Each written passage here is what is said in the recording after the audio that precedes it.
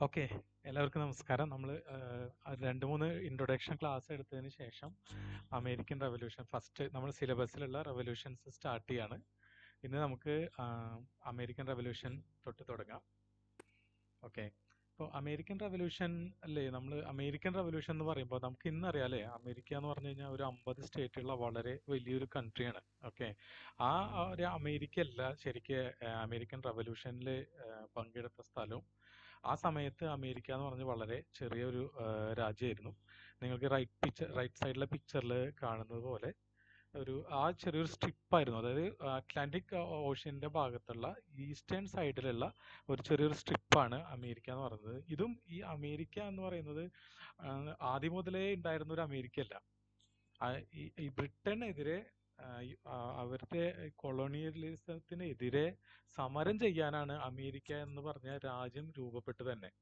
അതിനു മുമ്പ് അങ്ങനെ ഒരു അമേരിക്ക എന്ന് പറഞ്ഞ രാജ്യം ഉണ്ടായിരുന്നില്ല. ഈവൻ ആ ചെറിയ 13 കോളനികളിൽ തന്നെയാണെങ്കിൽ 13 കോളനികൾക്കും സെപ്പറേറ്റ് എൻറ്റിറ്റി ആയിരുന്നു. അവർക്ക് അവിടെ ചില കോളനികൾ ഗവൺമെന്റ് ചാർട്ടർ ചെയ്ത കോളനികളാണ്, ചിലത് റോയൽ കോളനികളാണ്. ആ റോയൽ കോളനികളിലേക്ക് ഗവർണറെ അയക്കുന്നതൊക്കെ ബ്രിട്ടനിലെ പ്രധാനമന്ത്രി മീൻസ് രാജാവാണ്. രാജാവിന് വേണ്ടിയിട്ട് പാർലമെന്റ് ആണ് അവരൊക്കെ തെരഞ്ഞെടുത്തിരുന്നത്. ഇന്റേണലി കുറച്ച് ഓട്ടോണമി ഒക്കെ ഉണ്ടായിരുന്നു. പക്ഷേ ഈ ബ്രിട്ടന്റെ ടാക്സ് പോളിസീസ്, അതുപോലെ ബ്രിട്ടന് ഈ കോളനിയോടുള്ള മനോഭാവം, ഇതിലൊക്കെ അസ്വസ്ഥത കൊണ്ടും അവരോടുള്ള പ്രതിഷേധത്തിന്റെ ഭാഗമായിട്ടാണ് ഈ 13 കോളനികൾ ഒരുമിച്ച് യുണൈറ്റഡ് സ്റ്റേറ്റ്സ് ഓഫ് അമേരിക്ക എന്നുള്ള ഒരു രാജ്യം ഉണ്ടായത്. നമ്മൾ ഇന്ത്യയുടെ കാര്യം എടുക്കുമ്പോൾ അങ്ങനെ തന്നെയാണ്. ഇന്ത്യ എന്ന് പറഞ്ഞൊരു രാജ്യം നമുക്ക് ആക്ച്വലി തന്നത് ബ്രിട്ടനാണ്. നമുക്കിതിനു മുമ്പ് ഇന്ത്യ എന്നൊരു രാജ്യം ഉണ്ടായിരുന്നില്ലല്ലോ. 565 രാജ്യങ്ങളോ അതിൽ കൂടുതലോ ആയിട്ട് ഛിന്ന ഭിന്നമായി കിടന്നിരുന്ന ഒരു പൊളിറ്റിക്കൽ എൻറ്റിറ്റി ആയിരുന്നു ഇന്ത്യ. ഇന്ത്യ എന്ന് പറഞ്ഞ ഇത് വരാൻ കാരണം തന്നെ ഈ ബ്രിട്ടീഷുകാരോടുള്ള എതിർപ്പിൽ നമ്മൾ എല്ലാ നാട്ടുകാരും ഒരുമിച്ച് ബ്രിട്ടനെതിരെ സമരം ചെയ്തിട്ടുള്ള ഒരു എൻറ്റിറ്റിയാണ് ഇന്ത്യ. പല സമയത്തും നമുക്ക് ഒരുപാട് ചില രാജാക്കന്മാരെങ്കിലും ഒരുപാട് സ്ഥലം ഒരുമിച്ച് യൂണിഫൈ ഭരിക്കുകയും ചെയ്തിരുന്നായിരുന്നു. നമുക്കറിയാലോ, അശോകൻ അല്ലെങ്കിൽ അക്ബർ അങ്ങനെയുള്ള അതൊരു എക്സെപ്ഷൻ ആയിട്ട് എടുത്താൽ മതി. കാരണം ഇന്ത്യയിൽ പൊതുവെ ചരിത്രം എടുത്തു കഴിഞ്ഞാൽ ഒരുപാട് നാട്ടുരാജ്യങ്ങളായിട്ട് ഛിന്ന ഭിന്നമായിട്ട് കിടക്കുന്ന സ്ഥലം തന്നെയായിരുന്നു ഇന്ത്യ.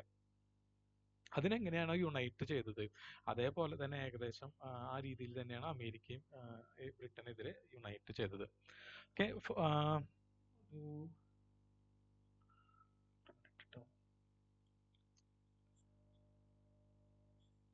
ഓക്കെ, ഈ ചിത്രത്തിൽ നിങ്ങൾ റൈറ്റ് സൈഡിൽ കാണുമ്പോൾ നമുക്ക് ജസ്റ്റ് ഒന്ന് ഇതിന്റെ ജോഗ്രഫി കൂടി കുറച്ച് മനസ്സിലാക്കേണ്ടതുണ്ട്. ഈ മഞ്ഞ കളറിലുള്ള സ്ഥലമാണ് നമ്മൾ ബ്രിട്ടീഷ് കോളനീസ്. ഇതിന്റെ മുകളിൽ ഈ ഭാഗത്ത് ഒരു ക്യൂബക് എന്ന് പറഞ്ഞിട്ടൊരു സ്ഥലമുണ്ട്. ഓക്കെ, ഈ സ്ഥലം ഫ്രഞ്ച് കോളനി ആയിരുന്നു.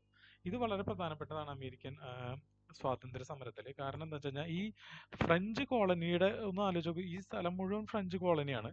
ഓക്കെ, ഈ പച്ച കളറിൽ നമ്മൾ കൊടുത്തിരിക്കുന്ന മുഴുവൻ ഫ്രഞ്ച് കോളനിയാണ്.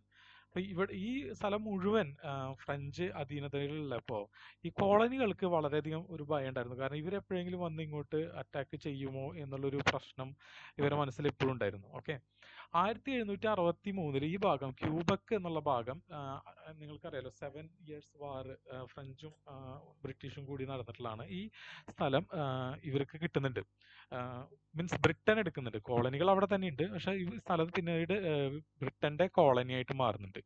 ഓക്കെ, അതുപോലെ തന്നെ മനസ്സിലാക്കേണ്ട ഒരു സ്ഥലമാണ് ഈ ബ്രിട്ടന്റെ കോളനിയോട് ചേർന്നുകൊണ്ട് തന്നെ ഒരു അപ്പലേഷ്യൻ മലനിരകൾ ഉണ്ട്. നിങ്ങൾ ജോഗ്രഫിയിൽ പഠിക്കും, ഒരു റെസിഡ്വൽ മൗണ്ടൻ ആണ് അപ്പലേഷ്യൻ മലനിരകൾ. അതിൽ ഒരുപാട് റിസോഴ്സസ്, അതായത് കൽക്കരി, ബ്രോൺസ് അങ്ങനെയൊക്കെയുള്ള സ്ഥലങ്ങൾ, റിസോഴ്സസ് എളുപ്പത്തിൽ കിട്ടുന്ന സ്ഥലമാണ്.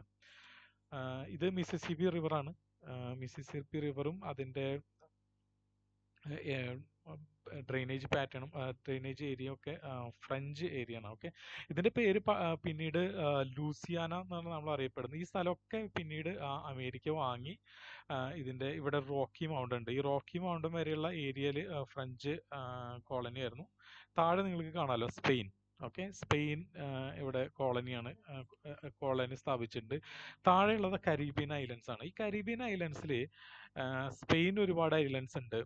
ഫ്രഞ്ചിന് ഒരുപാട് ഐലൻഡ്സ് ഉണ്ട്. ഇപ്പോൾ ഉദാഹരണത്തിന് ക്യൂബ, പഞ്ചസാര കിണ്ണം എന്നാണ് നമ്മൾ ലോകത്തിന്റെ പഞ്ചസാര കിണ്ണം എന്നാണ് ക്യൂബനെ പറയുന്നത്. ക്യൂബ സ്പെയിൻ്റെ കോളനിയാണ്. അതുപോലെ ഫ്രാൻസിന് ഒരുപാട് കോളനി ഉണ്ട്. ബ്രിട്ടീഷുകാർക്കും ഒരുപാട് ഈ കരീബിയൻസിൽ കോളനി ഉണ്ട്. ജമൈക്ക അങ്ങനെയൊക്കെയുള്ള സ്ഥലങ്ങൾ. കരീബിയൻ കോളനികളായിട്ട് ബന്ധപ്പെട്ട് നമുക്ക് നമ്മുടെ ഇന്ത്യയുടെ ഒരു കാര്യം പറയുകയാണെങ്കിൽ 1830കളിൽ ബ്രിട്ടൻ എന്താ പറയുക അടിമത്തം അവസാനിപ്പിച്ചപ്പോൾ നമ്മൾ ആക്ച്വലി നമ്മുടെ ഒരു കമ്മ്യൂണിറ്റി എന്ന് പറഞ്ഞാൽ ഏത് സമയവും മൈഗ്രേറ്റ് ചെയ്യുന്ന കമ്മ്യൂണിറ്റിയാണ്. നമ്മുടെ ഫസ്റ്റ് ഒരു ഹിസ്റ്ററിയിൽ ഒരു വളരെ ലാർജ് ലെവൽ മൈഗ്രേഷൻ വന്നിട്ടുള്ളത് ഈ കരീബിയൻ കോളനികൾക്കാണ്. നമ്മൾ സൂരിനാം, ഗയാന, നമ്മൾ എപ്പോഴും നമ്മൾ കറണ്ട് അഫയേഴ്സിൽ കാണാൻ പറ്റും നമ്മുടെ പ്രധാനമന്ത്രിമാർ എപ്പോഴും അങ്ങോട്ട് പോകുന്നതും അവിടുത്തെ ഇന്ത്യൻ ഡയാസ്പറനെ മീറ്റ് ചെയ്യുന്നതും. അവരൊക്കെ വരാൻ കാരണം ഈ ബ്രിട്ടനിൽ അടിമത്തം അവസാനിപ്പിക്കുമ്പോൾ അതിന് പകരമായിട്ട് ലേബേഴ്സ് വേണമല്ലോ. ആ ലേബേഴ്സായിട്ട് നമ്മുടെ ഇന്ത്യയിൽ നിന്ന് കേരളത്തിൽ നടക്കാനുള്ള ആൾക്കാർ പോയതാണ് ഈ കരീബിയൻ ഐലൻഡ്സ്. കരീബിയൻ ഐലൻഡ്സിനെ കുറിച്ച് ഞാൻ ഇത്രയും ഡീറ്റെയിൽ ആയിട്ട് പറയാൻ കാരണമുണ്ട്, നമ്മൾ അടുത്ത സ്ലൈഡുകളിൽ കാണാൻ പറ്റും. അപ്പോൾ ഇതാണ് ഒരു ഇൻട്രൊഡക്ഷൻ എന്നുള്ള രീതിയിൽ പറയുന്നത്. പിന്നെ അറിയാലോ എന്താണ് അമേരിക്കൻ റവല്യൂഷൻ. അമേരിക്കൻ റവല്യൂഷൻ ഒരു ബ്രിട്ടൻ എന്ന് പറഞ്ഞു കഴിഞ്ഞാൽ ആ സമയത്ത് ഒരു ഗ്ലോബൽ സൂപ്പർ പവറാണ്, ഒരു ഗ്ലോബൽ നേവി പവറാണ്. ഈ ബ്രിട്ടനെതിരെ ഉള്ള ഒരു ഫസ്റ്റ് റവല്യൂഷനാണ്. ലോകത്തിന് എല്ലാ രാജ്യത്തിനും പിന്നീട് മാതൃകയായ ഒരു റവല്യൂഷനാണ് ബ്രിട്ടനെതിരെ അമേരിക്ക നടത്തിയത്. അപ്പോൾ ഒരു ഇൻസ്പിറേഷണൽ ആയിട്ടുള്ള ഒരു റവല്യൂഷനാണ്. ഇമ്മീഡിയറ്റ്ലി അമേരിക്കൻ റവല്യൂഷൻ കഴിഞ്ഞ ഉടനെ തന്നെ ഫ്രഞ്ച് റവല്യൂഷൻ നടക്കുന്നുണ്ട്. അതും ഏകദേശം ഒരുപാട് കാര്യങ്ങൾ അമേരിക്കൻ റവല്യൂഷനായിട്ട് ബന്ധപ്പെട്ടതും അമേരിക്കൻ റവല്യൂഷന് ഇൻസ്പിറേഷൻ ഉള്ളതുമായിട്ടുള്ള ഒരു സ്ഥലമാണ്. വേറൊരു കാര്യം കൂടി ഈ ഇതിൽ കാണേണ്ടത്, നിങ്ങൾ കാര്യം കൂടി മനസ്സിലാക്കേണ്ടത്, ഇവിടെ ഒന്നും രാജ്യങ്ങളില്ല, നേഷൻ സ്റ്റേറ്റോ അതുപോലെ തന്നെ വേറൊരു രാജ്യങ്ങളും ഇല്ല ഈ സ്ഥലത്ത്. അമേരിക്കയുടെ ഭൂപടം എടുത്തു കഴിഞ്ഞാൽ എല്ലാ സ്ഥലവും കോളനികളാണ്. ആ കാര്യം കൂടി നിങ്ങൾ മനസ്സിലാക്കണം. ഫസ്റ്റ് അമേരിക്കയാണ് ആദ്യത്തെ ഒരു രാജ്യം. തെക്കേ അമേരിക്കയിലും വടക്കേ അമേരിക്കയും ഭൂഖണ്ഡത്തിൽ ആദ്യത്തെ രാജ്യമായിട്ട് വരുന്നത് ഈ USA ആണ്. ആ കാര്യം കൂടി നിങ്ങളൊന്ന് മനസ്സിലാക്കി വെക്കണം. ഓക്കെ, ഇനി എങ്ങനെയാണ് ഈ അമേരിക്കയുടെ മൊത്തത്തിലുള്ള ഒരു ചരിത്രം നമുക്ക് ആദ്യം മുതലുള്ള ഒരു ചരിത്രം എടുത്ത് നോക്കുകയാണെങ്കിൽ 1606 ജെയിംസ് ഒന്നാമൻ കുറച്ച് സമ്പന്നരായിട്ടുള്ള മെർച്ചൻസിനെ കോളനി സ്ഥാപിക്കാൻ അപ്രൂവൽ കൊടുത്തു. അതിനുശേഷം 1607 ഇന്നത്തെ മോഡേൺ ഡേ വെർജീനിയയിൽ ജെയിംസ് ടൗൺ കോളനി എന്ന് പറഞ്ഞിട്ട് ഒരു കോളനി ഇവർ സ്ഥാപിച്ചു. ഇതാണ് ആദ്യത്തെ കോളനി. പിന്നീട് അത് വെർജീനിയ ആയിട്ട് മാറുന്നുണ്ട്. പിന്നെ അടുത്തൊരു ഒരു ഏർലി ഹിസ്റ്ററി എടുക്കുകയാണെങ്കിൽ പിൽഗ്രിം ഫാദേഴ്സ് എന്ന് പറഞ്ഞിട്ട് കുറച്ച് ആൾക്കാർ മെയ് ഫ്ലവർ എന്ന് പറഞ്ഞ ഷിപ്പിൽ 1620 മസാച്യുസെറ്റ്സിലേക്ക് പോകുന്നുണ്ട്. ഓക്കെ, അവരും അവിടെ ഇവർ വന്നതിന് ശേഷം കൂടുതലായിട്ട് കോളനിവൽക്കരണം അവിടെ കൂടുന്നതുമുണ്ട്. ഓക്കെ, അപ്പോൾ ഈ പിൽഗ്രിം ഫാദേഴ്സിനെ കുറിച്ച് പറയുമ്പോൾ ഒരു വളരെ പ്രധാനപ്പെട്ട ഒരു റിലീജിയസ് കോൺഫ്ലിക്റ്റ് കൂടി നിങ്ങൾ മനസ്സിലാക്കി വെക്കേണ്ടതുണ്ട്. അമേരിക്കയിൽ നിങ്ങൾക്കറിയാലോ റിഫോർമേഷൻ എന്ന് പറഞ്ഞ സംഭവം യൂറോപ്പിൽ ആകമാനം നടക്കുകയും മാർട്ടിൻ ലൂതർ, ജോൺ കാൽവിൻ അങ്ങനെയൊക്കെയുള്ള ആൾക്കാർ ഈ റോമൻ കാത്തലിക് ചർച്ചിന്റെ അങ്ങേയറ്റത്തെ ജീർണതയെ ചോദ്യം ചെയ്തുകൊണ്ട് മതത്തെ നവീകരിക്കാനും അതുപോലെ തന്നെ എന്താ പറയുക ബൈബിളിനെ റീഇന്റർപ്രറ്റ് ചെയ്യാനും അവരുടെ സുഖലോലുപതയെയും ഒക്കെ ചോദ്യം ചെയ്യാനും കൊണ്ടുവന്ന ഒരു പ്രസ്ഥാനമാണ് പ്രൊട്ടസ്റ്റന്റ് പ്രസ്ഥാനം. ഓക്കെ, അങ്ങനെ പ്രൊട്ടസ്റ്റന്റ് പ്രസ്ഥാനം എന്താ ചെയ്യുന്നത് വെച്ചാൽ റോമൻ കാത്തലിക് ചർച്ചിൽ നിന്നും മാറി മാറി അവർ വേറെ ചർച്ചുകളായിട്ട് മാറിക്കൊണ്ടിരിക്കുകയാണ്. ഇംഗ്ലണ്ടിൽ ഇതുപോലെ ഒരു ഈ റോമൻ കാത്തലിക് ചർച്ചുമായിട്ട് എന്താ പറയുക ഡിവൈഡ് ചെയ്തിട്ട് ഒരു പുതിയ ചർച്ച് ഉണ്ടാവുന്നുണ്ട്. അത് ആംഗ്ലിക്കൻ ചർച്ചാണ്. കാൻറ്റർബറി കേന്ദ്രമായിട്ട് ഒരു ആംഗ്ലിക്കൻ ചർച്ച് തുടങ്ങുന്നുണ്ട്. ഹെൻറി എട്ടാമനാണ് ഇംഗ്ലണ്ടിലെ രാജാവായിട്ടുള്ള ഹെൻറി എട്ടാമനാണ് അത് തുടങ്ങുന്നത്. ഓക്കെ, ഇത് തുടങ്ങുമ്പോൾ നമ്മൾ ഒരിക്കലും വിചാരിക്കരുത് ഇവർ പ്രൊട്ടസ്റ്റന്റ് മാതൃകയിലാണ് മാറിയതെന്ന്. ഇതൊരു റിലീജിയസ് റിഫോം അല്ല, അതൊരു പൊളിറ്റിക്കൽ റീസൺ ആയിരുന്നു. ഹെൻറി എട്ടാമനെ വീണ്ടും വിവാഹം കഴിക്കാൻ റോമൻ കാത്തലിക് പോപ്പ് സമ്മതിക്കാത്തത് കൊണ്ട് മാത്രമാണ് അവർ അതിന് വിഭജിച്ച് പോകുന്നത്. പക്ഷെ ഇവര് അത്രയും കൺസർവേറ്റീവ് ആയിട്ടുള്ള ആൾക്കാർ തന്നെയാണ്. അതിൽ യാതൊരു റിഫോർമേഷൻ വരുത്താനും താല്പര്യം ഉണ്ടായിരുന്നില്ല ഈ ആംഗ്ലിക്കൻ ചർച്ചിന്. പേര് ആംഗ്ലിക്കൻ ചർച്ചാണ്, റോമൻ കാത്തലിക് എന്ന് വിഭജിച്ച് പോകുന്നതാണ് എന്നുള്ളതുകൊണ്ട് അത് പ്രൊട്ടസ്റ്റന്റ് ആയി മാറുന്നില്ല. ഓക്കെ, അപ്പോ ഇംഗ്ലണ്ടിലുള്ള പല ആൾക്കാരും ഈ ജോൺ കാൽവിനെയും മാർട്ടിൻ ലൂതർ കിങ്ങിനെയും ഇൻസ്പിറേഷൻ ഉൾക്കൊണ്ടുകൊണ്ട് അവർ പറഞ്ഞു, ഓക്കെ, നിങ്ങൾ ഈ രീതിയിൽ ഇത്രയും കൺസർവേറ്റീവ് ആയിട്ടുള്ള ഒരു രീതിയിലുള്ള ഒരു മതമല്ല നമുക്ക് വേണ്ടത്, നമ്മളും അത് മോഡേണൈസ് ചെയ്യേണ്ടതുണ്ട്, നവീകരിക്കേണ്ടതുണ്ട്. ഇങ്ങനെ പറയുന്ന ആൾക്കാരാണ് പ്യൂരിറ്റൻ. ഓക്കെ, ഇവരുമായിട്ട് ഭയങ്കരമായിട്ടുള്ള കോൺഫ്ലിക്റ്റ് ഇംഗ്ലണ്ടിൽ നടന്നു. അപ്പോൾ ഇവരുടെ രീതിയിൽ ജീവിക്കാൻ, ഒരു പ്രൊട്ടസ്റ്റന്റ് രീതിയിൽ ജീവിക്കാൻ വേണ്ടി താല്പര്യമുള്ള ആൾക്കാരെ, ഇംഗ്ലണ്ടിലുള്ള ആൾക്കാരെയാണ് നമ്മൾ പ്യൂരിറ്റൻ എന്ന് പറയുന്നത്. പ്യൂരിഫൈ ചെയ്യാമെന്നാണെന്ന് തോന്നുന്നു അതിൻ്റെ അർത്ഥം, ക്ലിയർ ആയിട്ട് അറിയില്ല. എന്നിട്ട് ഈ പ്യൂരിറ്റൻസ് ആണ് പിന്നീട് അവിടെ നിന്ന് താല്പര്യമില്ലാതെ വേറൊരു സ്ഥലത്തേക്ക് പോകാൻ വേണ്ടിയിട്ട് ഈ പറഞ്ഞ മെയ്ഫ്ലവറിൽ വരുന്നത്. അവരെയാണ് ഈ പിൽഗ്രിം ഫാദേഴ്സ് എന്നൊക്കെ പറയുന്നത്. ഈ അമേരിക്കയിലെ ഒരു വളരെ പ്രധാനപ്പെട്ട ഒരു സെലിബ്രേഷനാണ് താങ്ക്സ് ഗിവിങ് സെലിബ്രേഷൻ. ഈ പിൽഗ്രിം ഫാദേഴ്സ് അവിടെ വരികയും അവരവിടെ ഒരുപാട് കാലാവസ്ഥയുമായിട്ടും അവിടുത്തെ പരിസ്ഥിതിയുമായിട്ടും മല്ലിട്ടുകൊണ്ട് അവരതിൽ വിജയിച്ച് അവിടുന്ന് അതിൻ്റെ ഒരു റിമെമ്പറൻസ് ഒക്കെ ആണെന്ന് തോന്നുന്നു ഈ താങ്ക്സ് ഗിവിങ് സെലിബ്രേഷൻ. അമേരിക്കയിൽ ഇന്നും വളരെ പ്രധാനപ്പെട്ട ഒരു സെലിബ്രേഷനാണ്. ഓക്കെ, ഇതാണ് അമേരിക്കയുടെ തുടക്കത്തിലുള്ള സംഗതികൾ. 1732 ആകുമ്പോഴേക്കും 13 കോളനികൾ വളരെ എസ്റ്റാബ്ലിഷ് ആയി. അവരുടേതായിട്ടുള്ള ലെജിസ്ലേറ്റീവ് അസംബ്ലീസ് ഉണ്ടായിരുന്നു. അതുപോലെ തന്നെ അവരുടേതായിട്ടുള്ള thanks giving ceremony.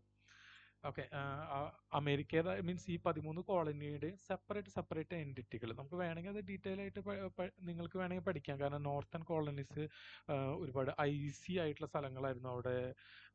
Means New York, അതുപോലെ തന്നെ ന്യൂ ഹാംഷയർ, റോഡ് ഐലൻഡ്, ഇതൊക്കെ നോർത്തേൺ കോളനീസും. പിന്നെ നടുക്കിലുള്ള വെർജീനിയ, പിന്നെ ഡെലാവർ, ഇവിടെയൊക്കെ ഒരുപാട് ഇൻഡസ്ട്രി കൂടുതലായിട്ടുണ്ടായിരുന്നു.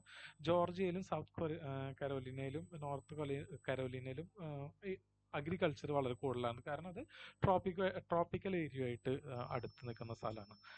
ഓക്കെ, ഇനി പൊളിറ്റിക്കൽ കണ്ടീഷൻ എന്തായിരുന്നു? പൊളിറ്റിക്കൽ കണ്ടീഷൻ ഇംഗ്ലീഷ് മൊണാർക്കി ആയിരുന്നു അവിടുത്തെ സുസറിനിറ്റി. ഇംഗ്ലീഷ് മൊണാർക്കിയുടെ സുസറിനിറ്റി അക്സെപ്റ്റ് ചെയ്തിട്ടുള്ള കോളനികളായിരുന്നു 13 കോളനികളും.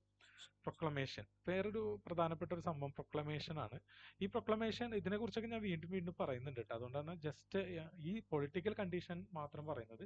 പ്രൊക്ലമേഷൻ പറയുന്നത് ഞാൻ നേരത്തെ പറഞ്ഞ ആ അപ്പലേഷ്യൻ മലനിരകളുടെ അപ്പുറത്ത് ഫ്രാൻസ് ആണുള്ളത് നിങ്ങൾ കണ്ടല്ലോ.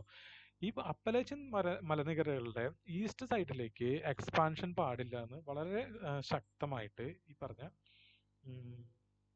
English monarchy proclamation ഇറക്കിയിട്ടുണ്ടായിരുന്നു. അതാണ് ഈ പ്രൊക്ലമേഷൻ ഓഫ് 1761 പറയുന്നത്. ഇത് കോളനിയിൽ വലിയ സ്വീകരണം ലഭിക്കേണ്ടായില്ല. കാരണം എന്താണെന്ന് വെച്ചാൽ അവരെ സംബന്ധിച്ചിടത്തോളം ഈ ഫ്രാൻസുമായിട്ടോ സ്പാനിഷുമായിട്ടോ ഒക്കെയുള്ള യുദ്ധങ്ങൾ ഇതൊന്നും പ്രശ്നമില്ല. കാരണം എന്താ വെച്ച് കഴിഞ്ഞാൽ അവർ ഈ പറഞ്ഞ അമേരിക്കൻ ഭൂഖണ്ഡത്തിലാണ് കിടക്കുന്നത്. ബ്രിട്ടനെ സംബന്ധിച്ചിടത്തോളം അത് വലിയ ഇഷ്യൂ ആണ്. കാരണം എന്താ വെച്ച് കഴിഞ്ഞാൽ ഈ യൂറോപ്പിൽ അവർ അങ്ങോട്ടും ഇങ്ങോട്ടും ഓൾറെഡി യുദ്ധത്തിലാണ്. അവരുമായിട്ട് അനാവശ്യമായിട്ടുള്ള പ്രശ്നങ്ങളോ യുദ്ധങ്ങളോ താല്പര്യമില്ലാത്തതുകൊണ്ട് ഈ ബ്രിട്ടന്റെ താല്പര്യം സംരക്ഷിക്കാൻ വേണ്ടിയിട്ടാണ് ഈ പ്രൊക്ലമേഷൻ ഇറക്കുന്നത്. നിങ്ങൾ ഈസ്റ്റ് സൈഡിലോട്ട് എക്സ്പാൻഡ് ചെയ്യരുതെന്ന്. ഓക്കെ, ഇതൊക്കെ ഇവർക്ക് വലിയ അസ്വസ്ഥതകൾ ഉണ്ടാക്കുന്നുണ്ട്.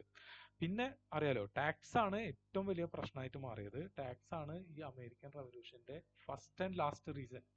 ബാക്കിയുള്ള സംഭവങ്ങളൊക്കെ ഇതിനെ ചുറ്റിപ്പറ്റിയിട്ടാണ് നടക്കുന്നത്. British government impose number of taxes. American colony including stamp act, Townshend act, ഇതൊക്കെ നമ്മൾ കൂടുതലായിട്ട് പഠിക്കും. നേരത്തെ പറഞ്ഞു തന്നെയാണ് ഈ ടാക്സുമായിട്ടുള്ള പ്രശ്നം. അതുപോലെ തന്നെ വിത്തൗട്ട് റെപ്രസെൻറ്റേഷൻ ഇവർ ടാക്സ് ഇംപ്ലിമെന്റ് ചെയ്യുന്നതുകൊണ്ടുള്ള ഇവരോടുള്ള താല്പര്യക്കുറവ്. ഇതിൻ്റെയൊക്കെ പേരിൽ സൺസ് ഓഫ് ലിബർട്ടി എന്ന് പറഞ്ഞിട്ട് ഒരു ഗ്രൂപ്പ് അമേരിക്കയിൽ ഫോം ചെയ്യുന്നുണ്ട്. ഈ ഗ്രൂപ്പാണ് വലിയ വലിയ പ്രശ്നങ്ങൾ അവിടെ ഉണ്ടാക്കുന്നത്. ആദ്യത്തിൽ മീൻസ് ബോസ്റ്റൺ ടീ പാർട്ടിയിലെ സൺസ് ഓഫ് ലിബർട്ടിയുടെ ലീഡേഴ്സ് ആണ്. അതുപോലെ തന്നെ ഒരുപാട് ഈ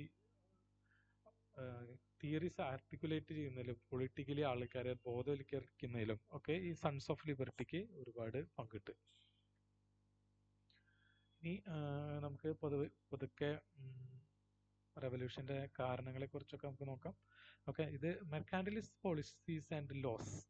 മെർക്കാന്റിലിസ്റ്റ് തിയറി എന്ന് പറയുന്നത് അടുത്തൊരു ഇടയ്ക്ക് നമ്മൾ ഇൻട്രൊഡക്ഷൻ എടുക്കുമ്പോൾ ഒക്കെ ഇതിനെക്കുറിച്ച് ഞാൻ പറഞ്ഞിട്ടുണ്ടായിരുന്നു.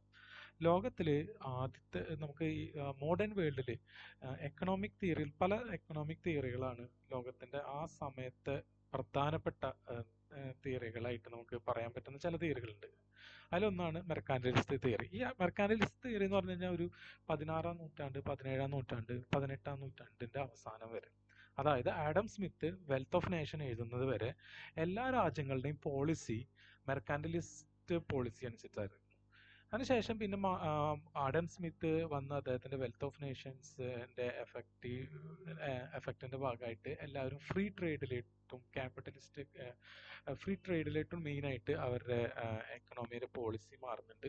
ഓക്കെ, അതിനുശേഷം പിന്നെ നിങ്ങളോട് ഞാൻ മുന്നേ പറഞ്ഞിട്ടുണ്ടായിരുന്നു 1929 ഒരു ഗ്രേറ്റ് ഡിപ്രഷൻ ലോകത്താകെ വന്നു.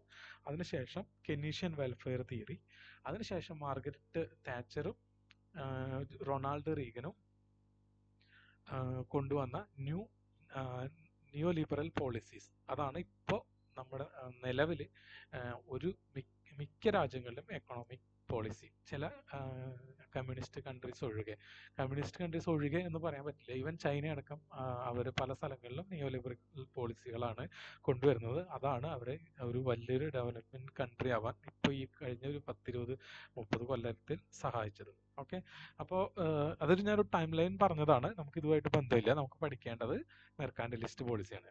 ജസ്റ്റ് ഒന്ന് നോക്കി വെക്കാം. ഓക്കെ, എന്താണ് മെർക്കാന്റിലിസ്റ്റ് പോളിസി? അതായത് അത് വളരെ സിമ്പിളാണ്. ഒരു രാജ്യത്തിന് എത്രത്തോളം കയറ്റുമതി കൂടുന്നോ, എത്രത്തോളം ഇറക്കുമതി കുറയുന്നോ, അതിനനുസരിച്ച് ആ രാജ്യത്തിന് സമ്പത്ത് ഉണ്ടായിരിക്കും. ഓക്കെ, അതാണ് ഫസ്റ്റ് പോളിസി. രണ്ടാമത്തത്, ഒരു രാജ്യത്തിന്റെ സമ്പത്ത് എന്ന് പറയുന്നത് ആ രാജ്യത്തുള്ള ബുള്ളിയൻസിന്റെ വെയിറ്റ് ആണ്. അതായത് സ്വർണം, എത്രത്തോളം സ്വർണം നിങ്ങളുടെ നാട്ടിലുണ്ട്, നിങ്ങളുടെ ഖജനാവിലുണ്ട്, അല്ലെങ്കിൽ നിങ്ങളുടെ രാജ്യത്തുണ്ട്, എത്രത്തോളം വെള്ളി നിങ്ങളുടെ നാട്ടിലുണ്ട്, അതാണ് സമ്പത്ത്. Okay, this is the core policy of mercantilist. Okay, അപ്പൊ ഇതാണ് പോളിസി. ഇനി ഇതിനനുസരിച്ച് ഇതാണ് തിയറി. ഇതിനനുസരിച്ച് ഓരോ രാജ്യവും അവരുടെ രാജ്യത്തിന്റെ സമ്പത്ത് വർദ്ധിപ്പിക്കാൻ വേണ്ടിയിട്ടുള്ള പോളിസിയും നിയമങ്ങളും ഉണ്ടാക്കും. ഓക്കെ, ഇവിടെ നമ്മൾ പറയുന്നത് ബ്രിട്ടന്റെ പോളിസികളാണ് കേട്ടോ. കാരണം അമേരിക്ക ഒരു കോളനിയാണ്. ബ്രിട്ടൻ എങ്ങനെ അവരുടെ പോളിസികൾ ഡിസൈൻ ചെയ്യുന്നു അതിനനുസരിച്ചിട്ടാണ് അവർ നിയമം ഉണ്ടാക്കുന്നത്. ആ നിയമം എപ്പോഴും എന്തായിരിക്കും? ബ്രിട്ടൻ അനുകൂലമായിരിക്കും. കോളനികൾക്ക് അനുകൂലമല്ല. കോളനിന്ന് പരമാവധി അവർ ബ്ലഡ് ഊറ്റിയെടുക്കാനാണ് നോക്കുന്നത്. അതുകൊണ്ട് തന്നെ എങ്ങനെ ഊറ്റിയെടുക്കുന്നു എന്നുള്ളതാണ് ഈ മെർക്കാന്റിലിസ്റ്റ് പോളിസി. ഓക്കെ, അപ്പോൾ ഞാൻ നേരത്തെ പറഞ്ഞല്ലോ, ഈ കയറ്റുമതി കുറയ്ക്കുക, കയറ്റുമതി കൂട്ടുക, ഇറക്കുമതി കുറയ്ക്കുക. അതും ബ്രിട്ടന് എളുപ്പമാവുന്ന രീതിയിൽ, ബ്രിട്ടന് ഫേവർ ആവുന്ന രീതിയിൽ ഉള്ള നിയമങ്ങൾ. നമുക്ക് കുറച്ച് നിയമങ്ങൾ നോക്കാം, എങ്ങനെയാണ് അമേരിക്കയിൽ ഇത് വർക്ക് ചെയ്തിരുന്നത്. ഏറ്റവും പ്രധാനപ്പെട്ട ഒരു കാര്യം മനസ്സിലാക്കേണ്ടത്, ഇതൊക്കെ എല്ലാ സ്ഥലത്തും ഇവർ നടത്തി. നമ്മുടെ ഇന്ത്യയിൽ ഈ അമേരിക്കൻ സ്വാതന്ത്ര്യ സമരം നടത്തി 1776 ഇവർ നടത്തുന്നത്. 1783 പാരീസ് ഇത് കിട്ടുന്നത്, എന്താ പറയുക, ഉടമ്പടി കിട്ടുന്നത്. ഇതിനുശേഷം ഇത്രയും വർഷം നമ്മളെ ഇവർ ഈ പറഞ്ഞ കാര്യങ്ങളൊക്കെ ചെയ്തിട്ട് നമ്മളെ ഒരു കോളനി രാജ്യമായിട്ട് വെക്കാൻ ഇവർക്ക് സാധിച്ചു. അതിന്റെ ഏറ്റവും പ്രധാനപ്പെട്ട കാരണം എന്ന് വെച്ച് കഴിഞ്ഞാൽ, യൂറോപ്പിൽ നടന്ന ഈ റിനൈസൻസും എൻലൈറ്റ്മെന്റും നമ്മുടെ നാട്ടിലെത്തുന്നത് വളരെ വൈകിട്ടാണ്. അത് എത്തുന്നത് തന്നെ ബ്രിട്ടീഷുകാർ വഴിയാണ് എത്തുന്നത്. ഓക്കെ, പക്ഷെ ഈ അമേരിക്കക്കാർക്ക് അതിന്റെ പ്രശ്നമില്ല. കാരണം അവരൊരു കാലത്ത് ബ്രിട്ടീഷുകാരായിരുന്നു. അവര് ഒരേ ഭാഷ സംസാരിച്ചുകൊണ്ടിരിക്കുന്ന ആൾക്കാരാണ്. ഇതേ തിങ്കേഴ്സിനെ പഠിച്ചിട്ടാണ് ഇവരും വളർന്നത്. ഈവൻ അമേരിക്കയിലും അവരവിടെ പോയിട്ട് വെറുതെ ഇരിക്കുകയല്ല, ഇഷ്ടം പോലെ യൂണിവേഴ്സിറ്റികളും ഇതിന്റെ എന്താ പറയാ എൻലൈറ്റ് തിങ്കേഴ്സിന്റെയും കാര്യങ്ങളൊക്കെ അവിടെ നടക്കുന്നുണ്ട്. അതുകൊണ്ടാണ് ഇവർക്ക് ഇത്ര എളുപ്പത്തിൽ സ്വാതന്ത്ര്യം കിട്ടാൻ സാധിച്ചത്. Okay, first act navigation act വളരെ സിമ്പിളാണ്. നാവിഗേഷൻ ആക്ടിൽ അവർ പറയുന്നത് എന്താ വെച്ച് കഴിഞ്ഞാൽ, ബ്രിട്ടീഷ് ഷിപ്പ് ഉപയോഗിക്കുക, അതല്ലെങ്കിൽ കോളനികൾ ഉണ്ടാക്കുന്ന ഷിപ്പ് മാത്രം ഉപയോഗിക്കുക, വേറൊരു ഷിപ്പ് ഉപയോഗിക്കാൻ പാടില്ല. ഓക്കെ, ഇതാണ് navigation act. 1651 first navigation act വരുന്നത്. പിന്നീട് പല നാവിഗേഷൻ ആക്ടുകൾ വരുന്നുണ്ട്. 1733 വേറെ ലാസ്റ്റ് നാവിഗേഷൻ ആക്ട്. ഓക്കെ, ഇതില് വേറൊരു കാര്യം കൂടി നിങ്ങൾ ശ്രദ്ധിക്കേണ്ട കാര്യം, 1600-കളില് ഇവർ നിയമങ്ങളൊക്കെ ഉണ്ടാക്കിയിട്ട് 1770-80 ആകുമ്പോഴാണ് സമരങ്ങൾ തുടങ്ങുന്നത്. അതിനൊരു വേറെ പ്രധാനപ്പെട്ട ഒരു കാരണമുണ്ട്. ബ്രിട്ടനിൽ നടന്ന ഇൻഡസ്ട്രിയൽ റവല്യൂഷൻ. ഈ നിയമങ്ങളൊക്കെ ഉണ്ടെങ്കിൽ കൂടി അറ്റ്ലാന്റിക് ഓഷൻ എന്ന് പറഞ്ഞാൽ വളരെ വാസ്റ്റ് ആയിട്ടുള്ളൊരു സമുദ്രമാണ്. മാത്രമല്ല ഇവർക്ക് എല്ലാ സ്ഥലത്തേക്കും കൊണ്ടുപോകാനുള്ള ഷിപ്പും കാര്യങ്ങളൊന്നും ഇല്ല. അപ്പൊ അതുകൊണ്ട് ഈ നിയമങ്ങളൊക്കെ വളരെ സ്ട്രിക്റ്റ് ആയിട്ട് എൻഫോഴ്സ് ചെയ്യുന്നില്ലായിരുന്നു ആദ്യ സമയത്ത്. പിന്നീട് ഇൻഡസ്ട്രിയൽ റവല്യൂഷൻ വന്നപ്പോൾ ബ്രിട്ടൻ ഒരു ചെറിയൊരു രാജ്യമാണ്. അവിടെ ഇത്ര അസംസ്കൃത വസ്തുക്കൾ അവിടെ കിട്ടാനില്ല, ഒരു കാര്യം. രണ്ടാമത്തെ കാര്യം, ഇവർക്കിത് വിൽക്കാനുള്ള സ്ഥലം ബ്രിട്ടനിലില്ല. അപ്പോൾ ബാക്കിയുള്ള ആ ഇൻഡസ്ട്രിയൽ റെവല്യൂഷന്റെ ഭാഗമായിട്ടുള്ള ഒരു പുഷാണ് ഈ നിയമങ്ങളൊക്കെ കൂടുതലായിട്ട് സ്ട്രിക്റ്റ് ആയിട്ട് എൻഫോഴ്സ് ചെയ്യാൻ തുടങ്ങുന്നത്. ഈ ഒരു ബാക്ക്ഗ്രൗണ്ടും കൂടി നിങ്ങൾ മനസ്സിലാക്കി വെക്കണം. ഓക്കെ, അതാണ് നാവിഗേഷൻ ആക്ട്. അതിനുശേഷം മൊളാസസ് ആക്ട്. മൊളാസസ് ആക്ട് എന്ന് പറഞ്ഞു കഴിഞ്ഞാൽ, ഈ മൊളാസസ് എന്ന് പറഞ്ഞു കഴിഞ്ഞാൽ ഷുഗർ കെയിന്ന് കിട്ടുന്ന മറ്റേ കരിമിന്ന് കിട്ടുന്ന ഒരു ദ്രാവകം ഉണ്ടല്ലോ, ലിക്വിഡ്. അതിനെയാണ് അതിന് പിന്നെ റം ഉണ്ടാക്കാം, അതുപോലെ തന്നെ പഞ്ചസാരയൊക്കെ ഉണ്ടാക്കാം തോന്നുന്നു. ഈ മൊളാസസ് ആക്ട് പറയുന്നത് imposes taxes on molasses imported from non-British colonies, hurting colonial trade with the Caribbean. ഞാൻ നേരത്തെ കാണിച്ചല്ലോ കരീബിയൻ ഐലൻഡ്സ്. ഈ കരീബിയൻ ഐലൻഡ്സ് ഇവര് പല വലിയ രാജ്യങ്ങൾ, പഴയ കൊളോണിയൽ പവേഴ്സ് പങ്കിട്ടെടുത്തതായിട്ട് നിങ്ങൾക്ക് കാണാം. അതായത് ഞാൻ പറഞ്ഞില്ലേ, ക്യൂബ, ഹെയ്ത്തി, ഡൊമിനിക്കൻ റിപ്പബ്ലിക്, ഇതൊന്നും അമേരിക്കയുടെ കോളനിയല്ല. ഇവിടെയൊക്കെ ഉണ്ടാക്കുന്ന പഞ്ചസാര അമേരിക്ക ഇറക്കുമതി ചെയ്യുമ്പോൾ, അവിടുന്ന് അടുത്തുള്ള സ്ഥലങ്ങളാണ് ഇതൊക്കെ, അവിടുന്ന് ഇറക്കുമതി ചെയ്യുമ്പോൾ അതിന് ടാക്സ് ആരാണ് നിശ്ചയിക്കുന്നത്? യൂറോപ്പിൽ കിടക്കുന്ന ബ്രിട്ടൻ ജസ്റ്റ് അമേരിക്കയുടെ തൊട്ട് താഴെ കിടക്കുന്ന കരീബിയനിലുള്ള ദ്വീപുകളിൽ നിന്ന് പഞ്ചസാര അല്ലെങ്കിൽ മൊളാസസ് ഇറക്കുമതി ചെയ്യണമെങ്കിൽ അതിന് വലിയ ടാക്സുകൾ ഇറക്കി. ഈ ടാക്സ് കിട്ടുന്ന ബ്രിട്ടനാണ് കേട്ടോ. ഈ ടാക്സ് കിട്ടുന്ന ബ്രിട്ടനാണ്, അമേരിക്കയിലാണ് അത് എന്താ പറയാ ചെയ്യുന്നതെങ്കിൽ കൂടി. ഓക്കെ, ഇപ്പൊ മനസ്സിലായോ? അത് എന്തിനാ ചെയ്യുന്നത്? ജമൈക്ക പോലുള്ള ബ്രിട്ടന്റെ കോളനികൾ, അവിടെയും കരിമ്പാണ് ഉണ്ടാക്കുന്നത്. ആ ഏരിയയിൽ ഒരുപാട് കരിമ്പ് കൃഷി, പഞ്ചസാര കൃഷി ഉള്ളതാണ്. അപ്പൊ ആ സ്ഥലങ്ങൾക്ക് പ്രത്യേകം ഫേവർ ചെയ്യാൻ വേണ്ടിയിട്ട്. മനസ്സിലായോ? മെർക്കാന്റലിസ്റ്റ് തിയറിയും ഇവരുടെ നിയമങ്ങളും എങ്ങനെയാണ് കണക്ട് ചെയ്ത് എടുക്കുന്നത് എന്നാണ് ഞാൻ പറയുന്നത് കേട്ടോ.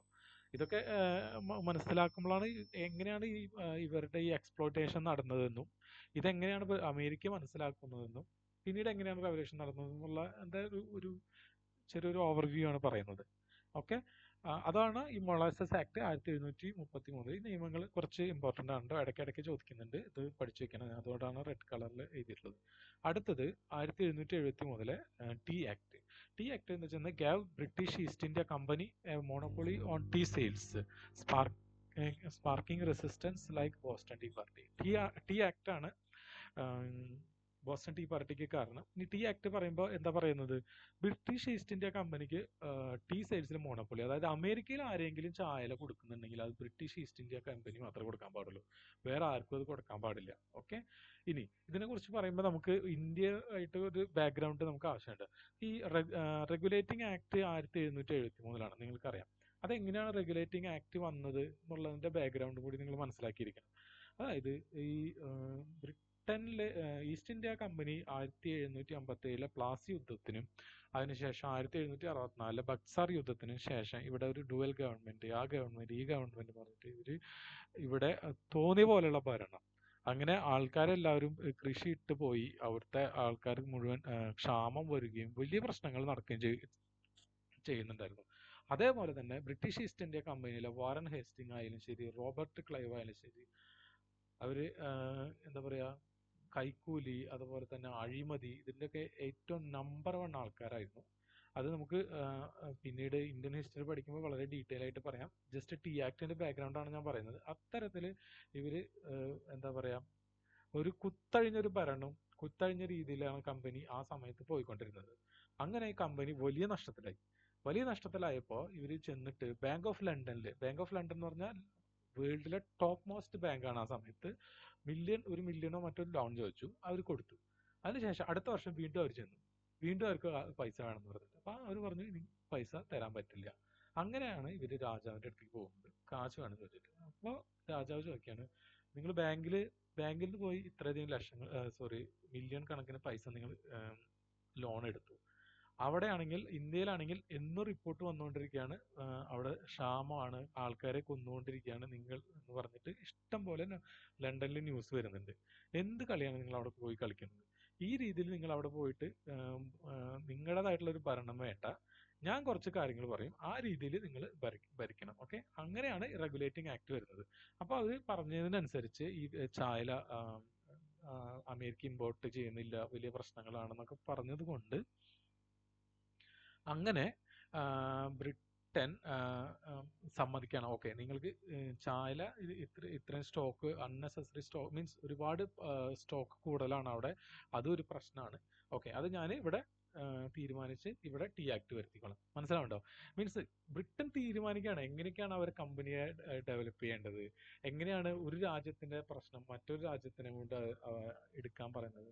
Centralised administration means regulating act, okay അതിനെക്കുറിച്ച് നമുക്ക് കൂടുതലായിട്ട് പറയാം. മീൻസ് ആക്ച്വലി ഗവൺമെന്റ് ഇന്റർവെൻഷൻ എന്നുള്ളതാണ് ഞാൻ പറയുന്നത്. മുമ്പ് ഗവൺമെന്റ് ഇന്റർവെൻഷൻ ചെയ്തിരുന്നില്ലല്ലോ ബ്രിട്ടീഷ് ഈസ്റ്റ് ഇന്ത്യ കമ്പനിയുടെ ഭരണത്തിൽ.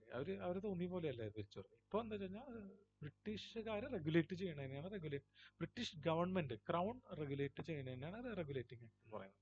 ഓക്കെ, അപ്പൊ ഒരു തരത്തില് കമ്പനീനെ റെഗുലേറ്റ് ചെയ്യാനുള്ള നിയമങ്ങൾ വരുത്തി, ഒരു തരത്തില് കമ്പനിയുടെ അത്തരത്തിലുള്ള വലിയൊരു പ്രശ്നത്തെ പരിഹരിക്കാൻ വേറെ നിയമങ്ങൾ മറ്റുള്ള രാജ്യങ്ങളിൽ നടത്തുകയും ചെയ്യാണ്. ഓക്കെ, അങ്ങനെയാണ് ടി ആക്ട് വരുന്നത്. ടി ആക്ട് ആക്ച്വലി വന്നത് കൊണ്ട് അമേരിക്കക്കാർക്ക് പൈസ കുറവിനാണ് കിട്ടുന്നത്. അത് ഒരുപാട് ഈ വേറെയും കുറെ അഡ്ജസ്റ്റ്മെന്റുകൾ ബ്രിട്ടീഷ് ഗവൺമെന്റ് ഈസ്റ്റ് ഇന്ത്യ കമ്പനിക്ക് ചെയ്തു കൊടുക്കുന്നുണ്ട്. അതായത് ബ്രിട്ടീഷുകാർ സാധാരണ എവിടെയെങ്കിലും കയറ്റുമതി ചെയ്യുമ്പോൾ, ഏത് കോളനിയിൽ നിന്ന് കയറ്റുമതി ചെയ്യുമ്പോഴും അതിന് ടാക്സ് ഉണ്ടായിരുന്നു.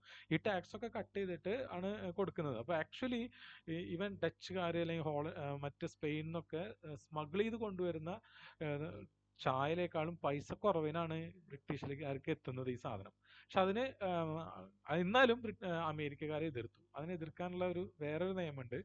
ആ നിയമമാണ് ടൗൺഷെൻഡ് ആക്ട്സ്. ഓക്കെ, അത് നമ്മൾ പഠിക്കും. നമ്മൾ അതിൻ്റെ ഇടയിൽ വേറെ കുറച്ച് ആക്ടുകൾ, ഓക്കെ ഞാൻ ഇതിൽ പറയുന്ന ചില ആക്ടുകൾ ഇവിടെ റിപ്പീറ്റ് ആവുന്നുണ്ട് കേട്ടോ. അതെന്താ കാരണം എന്ന് വെച്ച് കഴിഞ്ഞാൽ ഇത് മെർക്കാന്റലിസ്റ്റ് പോളിസിയുടെ ഭാഗമായിട്ടാണ് ഞാനിത് പറയുന്നത്. അതേ പോളിസിനെ ചിലപ്പോൾ ഇതിൽ വരും ഗ്രാൻവില്ലെ ആക്ട് ആയിട്ട്. ഗ്രാൻവില്ലെ അത്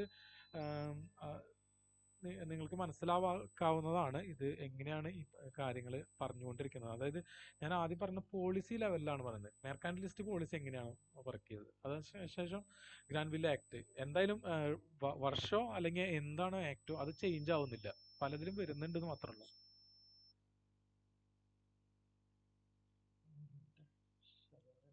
അയച്ചിട്ടുണ്ട്.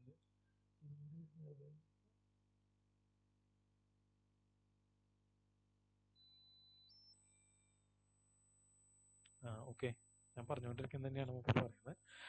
ഓക്കെ, ഗ്രാൻവില്ലെ ആക്ട് എന്ന് പറഞ്ഞ ഗ്രാൻവില്ലെ എന്ന് പറഞ്ഞാൽ ജോർജ് ഗ്രാൻവില്ലെ ബ്രിട്ടീഷുകാരുടെ പ്രധാനമന്ത്രിയായിരുന്നു 1763 മുതൽ 1765 വരെ.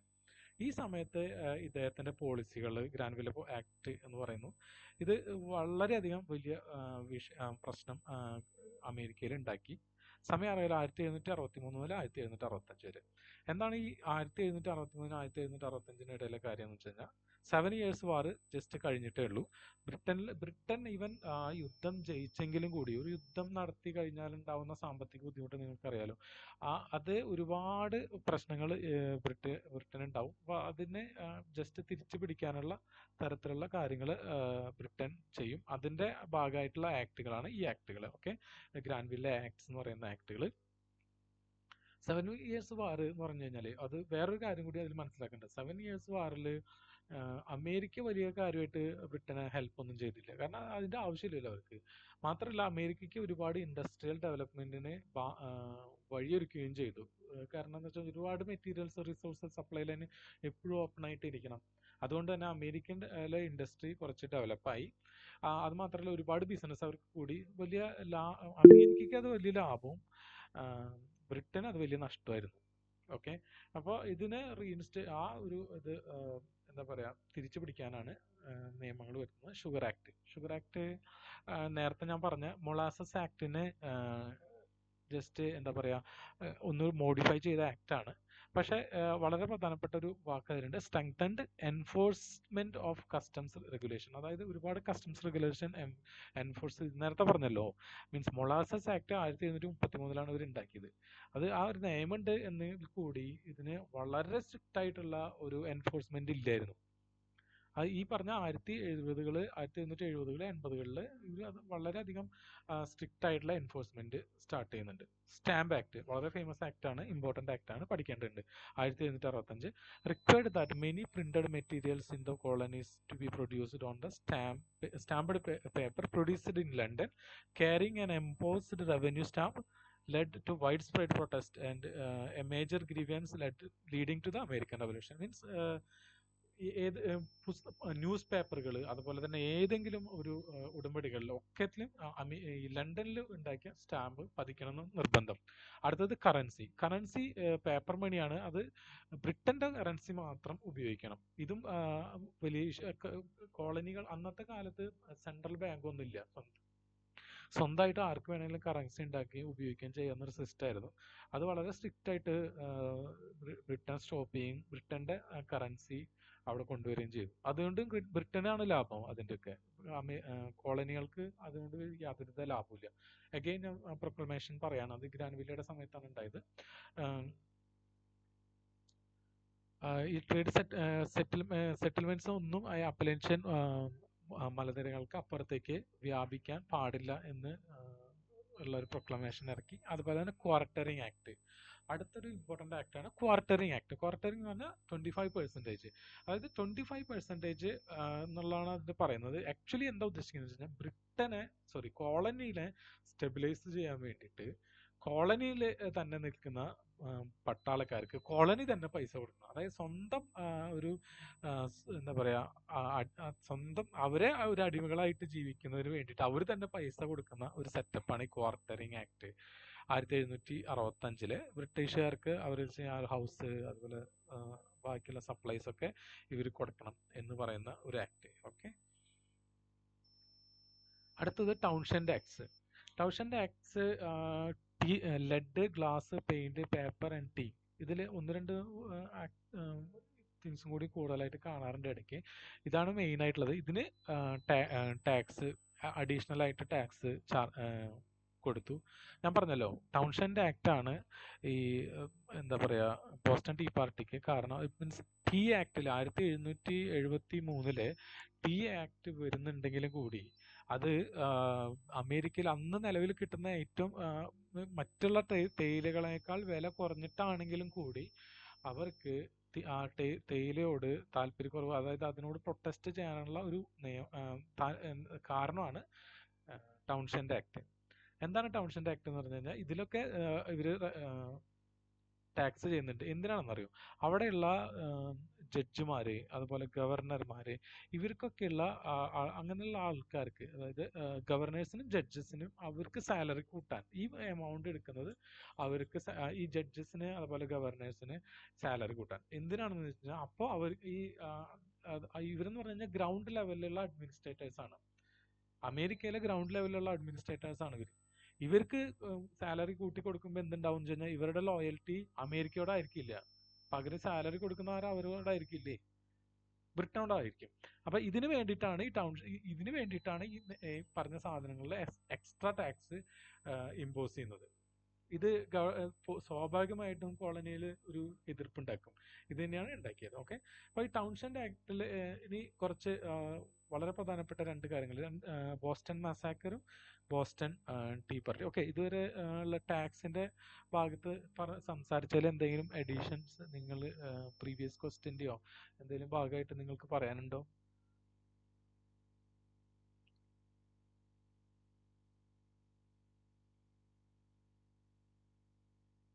സാർ, ഒരു ഫസ്റ്റ് പ്രൊട്ടസ്റ്റ് എന്ന നിലയ്ക്ക് ബോസ്റ്റൺ ടീ പാർട്ടി തന്നെയല്ലേ നമുക്ക് പറയാൻ പറ്റുള്ളൂ, അല്ലേ? അതെ, മീൻസ് ആക്ച്വലി ബോസ്റ്റൺ മസാക്കർ ഒരു പ്രൊട്ടസ്റ്റ് ആയിരുന്നില്ല, അതൊരു കോൺഫ്ലിക്റ്റ് ആയിരുന്നു. ഒരു പ്രൊട്ടസ്റ്റ് എന്നുള്ള രീതിയിൽ നമ്മൾ ബോസ്റ്റൺ ടീ പാർട്ടിനെയാണ് നമ്മൾ പഠിക്കുന്നത്. അതിന്റെ ഇടയിൽ വേറെ കുറെ സൺസ് ഓഫ് ലിബർട്ടി ചില കപ്പലുകളൊക്കെ മുക്കുന്നുണ്ട്. അതിന്റെ പേര് എനിക്ക് ഓർമ്മയില്ല. ചില ബ്രിട്ടന്റെ കപ്പലുകൾ മുക്കുന്നുണ്ട്, ചില കോൺഫ്ലിക്റ്റുകൾ നടക്കുന്നുണ്ട്. പക്ഷെ നമ്മളെ സിലബസ് ഓറിയന്റഡ് ആയിട്ട് നമുക്ക് അത്തരത്തിൽ പഠിക്കാനില്ല. Okay sir.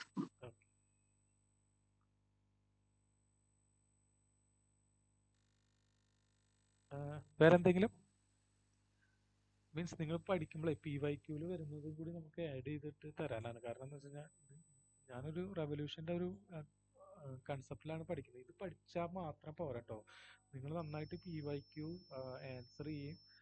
അതുപോലെ തന്നെ അതിൽ വരുന്ന ചെറിയ ചെറിയ വാക്കുകൾ ഏതാണെന്ന് നോക്കി അത് കുറച്ചും കൂടിയൊക്കെ ഒന്ന് ഇലാബറേറ്റ് ചെയ്ത് പഠിക്കും വേണം. ഓക്കെ.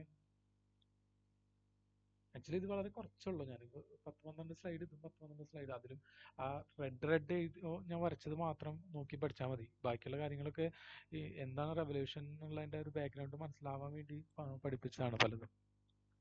ഓക്കെ, ഒന്നുമില്ലെങ്കിൽ ഞാൻ നെക്സ്റ്റ് നമുക്ക് പറയാം.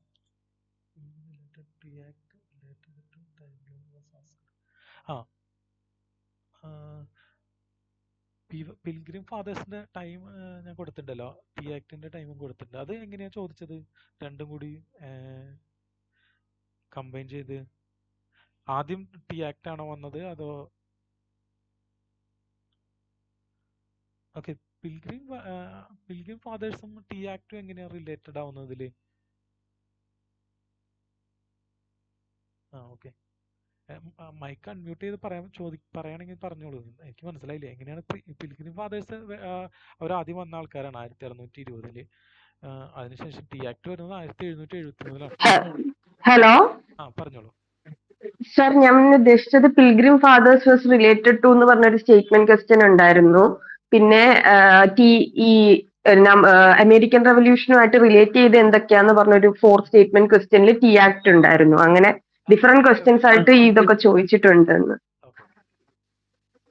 പിന്നെ മെർക്കന്റലൈസ് പോളിസിയുടെ ഫീച്ചേഴ്സ് ചോദിച്ചിരുന്നു ഒരു പേപ്പറിൽ, മെയിൻസിന്, ഏതോ ഒരു മെയിൻസിന്.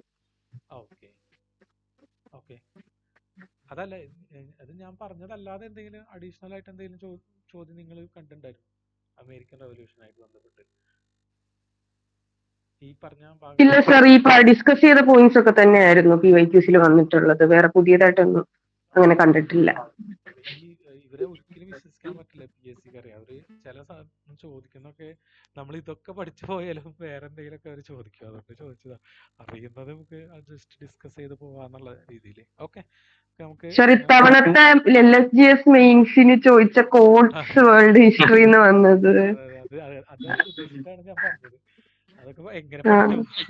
അത് നോർമന്റെ വേൾഡ് ഹിസ്റ്ററിയുടെ നമ്മൾ UPSCയുടെ GS1 വേൾഡ് ഹിസ്റ്ററിക്ക് അത് പ്രിഫർ ചെയ്യില്ല. എന്നാലും ജസ്റ്റ് ഒന്ന് നോക്കിപ്പോവാൻ ഹിസ്റ്ററി ഓപ്ഷണലുകാർ പഠിക്കുന്ന ടെസ്റ്റ് ആണ് നോർമൻസ് വേൾഡ് ഹിസ്റ്ററി. അതിൽ നിന്നാണ് അതെടുത്ത് ചോദിച്ചത്. അതിലുള്ള ആൾക്കാരൊക്കെ നമുക്ക് ഞാൻ ഇപ്പൊ പഠിക്കാൻ ഉദ്ദേശിക്കുന്നുണ്ട്. പക്ഷെ ഈ കോട്ടൊക്കെ അവരെങ്ങനെയാണെന്നുള്ളതൊക്കെ അത് ഭയങ്കര ബുദ്ധിമുട്ടാണ്. ഇത് ഇവൻ കോട്ട് ഫസ്റ്റ് ഇന്ത്യൻ ഹിസ്റ്ററിന്നും അതുപോലെ ഇടയ്ക്ക് നെഹ്റു അത് പറഞ്ഞു ഇത് പറഞ്ഞു പറഞ്ഞിട്ട് എടുത്ത് ചോദിക്കുന്നുണ്ട്. അതൊക്കെ ടാക്കിൾ ചെയ്യാൻ അത് NCERTയുടെ ബോക്സുകളിലുള്ള കോഡ്സാ ഇന്ത്യൻ ഹിസ്റ്ററി ചോദിക്കുന്നത്. ഓൾഡ് NCERTയുടെ ബോക്സിലുള്ള കോട്ട്.